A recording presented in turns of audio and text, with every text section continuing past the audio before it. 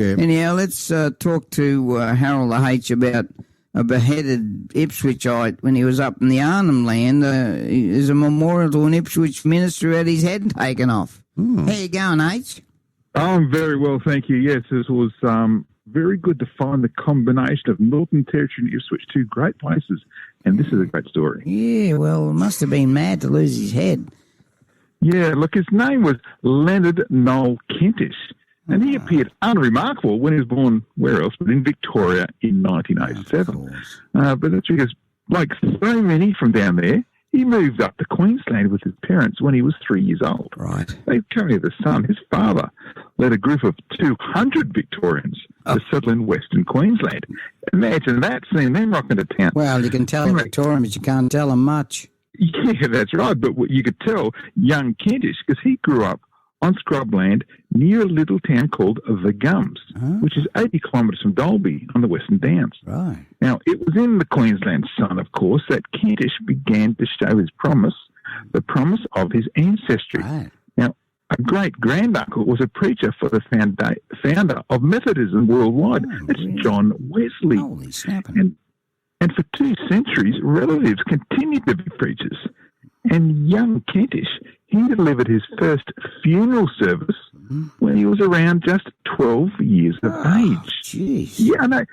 That's because when his teacher died at the Gums, there was no minister in the district. So duties fell to young Kentish.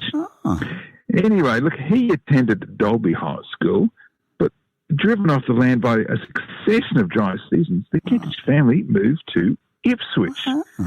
And that's when young Kentish got his first job as a junior clerk with the Ipswich City Council. So thank the council for this. Now, that's where the professional career of this amazing young man first began. Because after working and learning the ropes of business with the Ipswich City Council, he then entered King's College, where I went at the University of Queensland. Of course you did.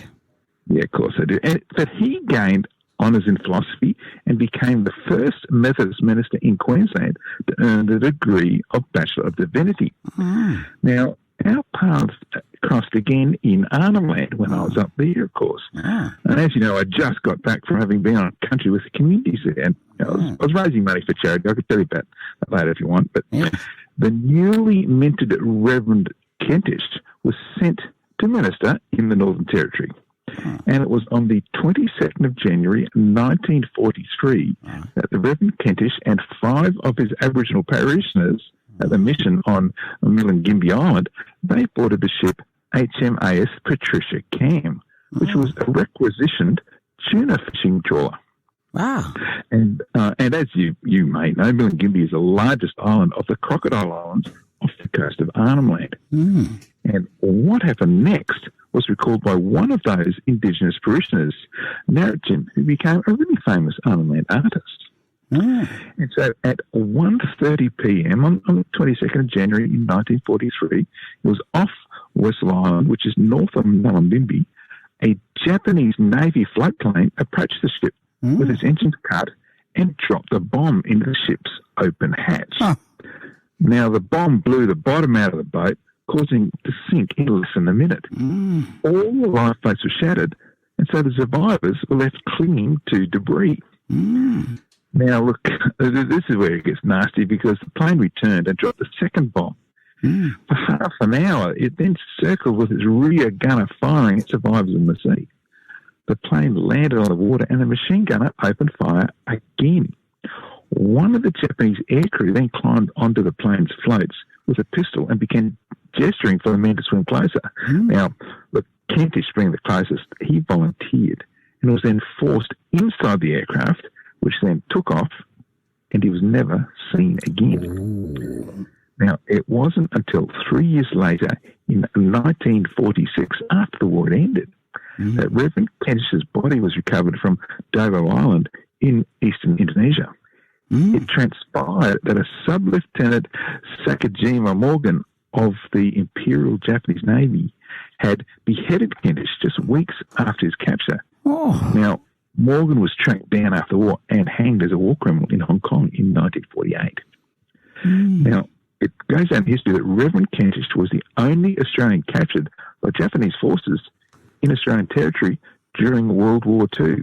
Wow. He was just 35 years old and a father of 4 at the time. Oh, and, of course, he worked with Ipswich City Council. Now, I visited the memorial commemorating the former tuna-fishing trawler HMAS Patricia Cam. Now, it's at the Nullarbor boat ramp entering the sea where these events happened.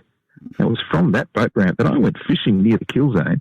And ironically, we caught a very tasty tuna as we reflected on the former tuna fishing boat with the Ipswich minister on board. So it was kind of spooky, but it was good to remember. And this piece of history is part of Ipswich and it's part of Australian wartime history. Well, I've nominated you for a Logie at the Logies this Sunday night because you're one of the great storytellers, and we should recognise the best storyteller on digital radio in Australia is Harold the P. Cock-a-doodle-doo. Your sister's listening, Sophia. And she loves the program. So lovely. And she's a lovely natured girl, isn't she?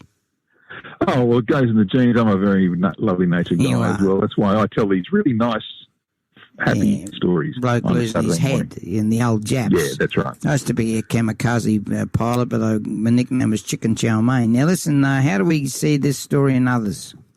Yeah, look, you can find history out there on all the socials, or you can go to my website, historyouthere.com. Now, it'll be there tomorrow morning. Wish Stu Marshall a happy birthday for me because he loves your segment. So, g'day, Stu. Happy birthday, Stu. Keep listening and keep listening to Dr. Dan because he's the one that gives this platform, gives us a voice, and gives me a chance to tell these good stories to you about Ipswich. Well, mate, he is a school to special needs teacher and he doesn't cop any crap off kids and he earns every cent he gets. So, up the teachers. All right, mate. Have a great weekend. Say hello to Sophia. Is it Sophia or Sophie? Well, it'd be Sophia, I think. It was same as last week. Yep, still Sophia. Just love talking to you, mate. Thanks for your time. We're on West Bremer Radio.